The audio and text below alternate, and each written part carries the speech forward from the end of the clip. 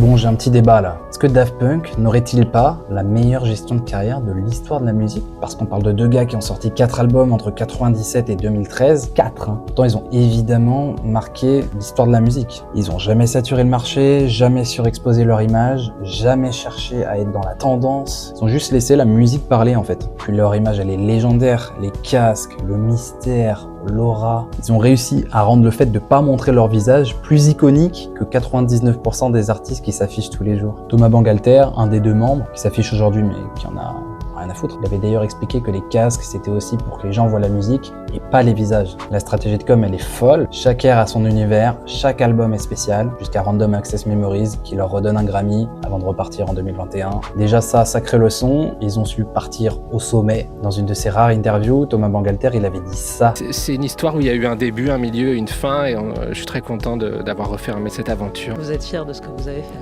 Je suis satisfait. La fierté, je sais pas, mais je suis satisfait. Ouais, je pense que tu peux être satisfait, Thomas. Après, pourquoi je dis que c'est un débat, c'est parce qu'on pourrait mettre d'autres artistes dans la gestion de carrière. Là, comme ça, je pourrais dire Beyoncé, qui maîtrise chaque apparition comme un événement mondial. Frank Ocean, dont l'absence, elle est volontaire. Et je pense aussi à Gorillaz, qui ont poussé encore plus loin l'idée d'effacer les artistes derrière cette identité visuelle. Mais ouais, la vraie leçon, c'est savoir partir avant que le monde se lasse de toi. Bon, même si on se lasse pas des Daft Punk, hein, il manque beaucoup. Toi, t'en penses quoi? Quand on parle de gestion de carrière, tu vois qui?